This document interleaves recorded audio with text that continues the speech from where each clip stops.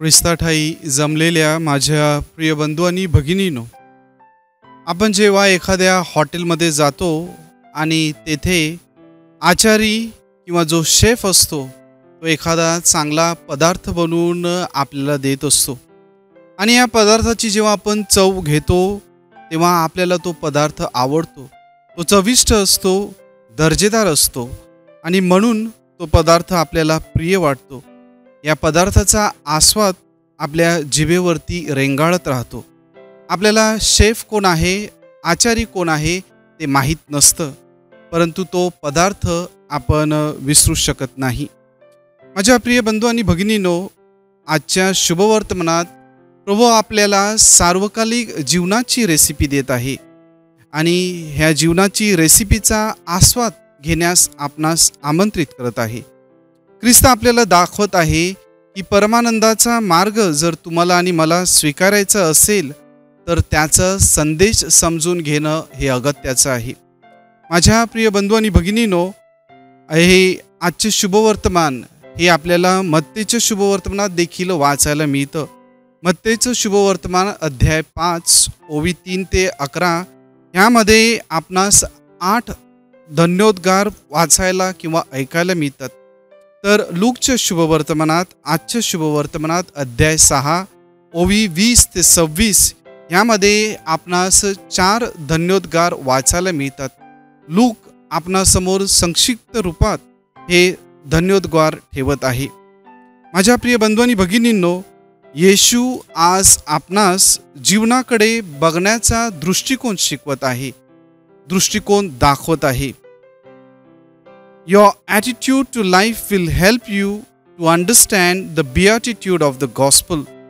माझ्या प्रिय बंधू आणि भगिनीनो, जर आपला आयुष्याकडे पाहण्याचा दृष्टिकोन चांगला असेल, ॲटिट्यूड जर चांगला असेल, तर आजच्या शुभवर्तमानात प्रभू येशू आपणासमोर ठेवत असलेले बेॲटिट्यूड आपण समजू शकतो। माझ्या प्रिय बंधू आणि भगिनीनो, आजची प्रचलित भाषेत आपण म्हणतो की ह्याला किंवा हिला ॲटिट्यूड खूप आहे। हा ॲटिट्यूड जर आपण बघितला तर तो 2 रित्या आपणासमोर ठेवण्यात येत आहे। सकारात्मकरित्या एखादी व्यक्ती दुसऱ्याला सहाय्य करते, दुसऱ्याच्या मदतीला धावून येते, दुसऱ्यांना आदर देते, दुसऱ्यांच्या गरजेत सहभागी होते आणि म्हणून सकारात्मकरित्या आपण म्हणतो ह्या व्यक्तीचा ॲटिट्यूड चांगला आहे। नकारात्मकरित्या देखील आपण ह्या शब्दाचा वापर करतो जेव्हा एखाद्या व्यक्तीला गौरव असतो, एखादी व्यक्ती दिखाऊपणा करते, एखादी व्यक्ती स्वार्थी दृष्टीने वागत असते, एखादी व्यक्ती कपट व लोभीपणा वापर करते, तेव्हा आपण म्हणतो की ह्या व्यक्तीचा ॲटिट्यूड फार वाईट आहे। कोणता मार्ग आपण आपल्या आयुष्यात अनुभवत आहोत, सकारात्मकरित्या किंवा नकारात्मकरित्या? आर्चबिशप फुलटन शिन म्हणतात, every day is a choice to make of your life either heaven or हेल।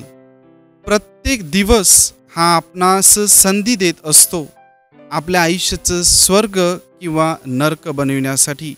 माझ्या प्रिय बंधू आणि भगिनीनो, आर्चबिशपांचे हे शब्द फार प्रभावी आहेत।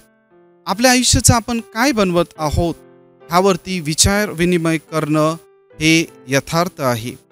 आजच्या शुभवर्तमानात माझ्या प्रिय बंधू आणि भगिनीनो, प्रभू येशू आपणासमोर जगाची समीकरणं आणि शुभवर्तमानाची समीकरणं मांडत आहेत।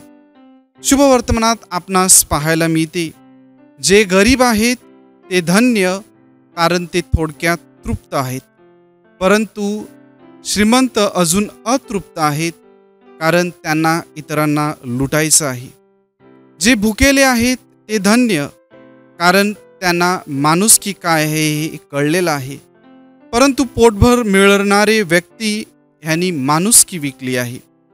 जे रडतात ते धन्य, कारण त्यांना इतरांच्या दुःखाची जाणीव झालेली आहे आणि इतरांच्या दुःखात त्यांनी सहभाग घेतलेला आहे, परंतु हसणाऱ्यांना इतरांची कीव येत नाही।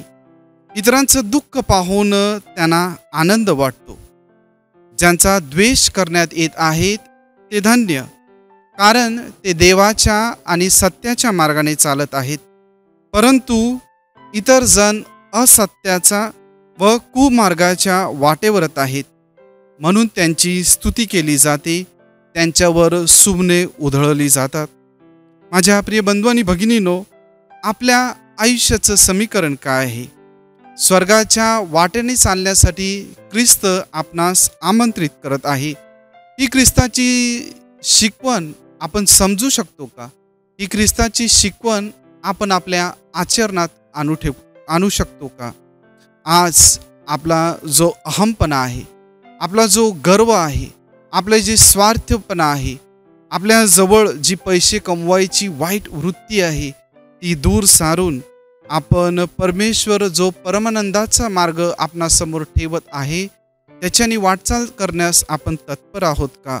हा परमानंदाचा मार्ग चालण्यास आणि एक ॲटिट्यूड चेंज करून बेॲटिट्यूडचा मार्ग चालण्यास प्रभूची शिकवण आपण आपल्या हृदयी बाळगूया, जेणेकरून त्याद्वारे स्वर्गाच्या मार्गाने वाटचाल करण्यास आपण समर्थ ठरू. या हेतूसाठी आजच्या या प्रभू भोजनात आपण विशेष प्रार्थना करूया.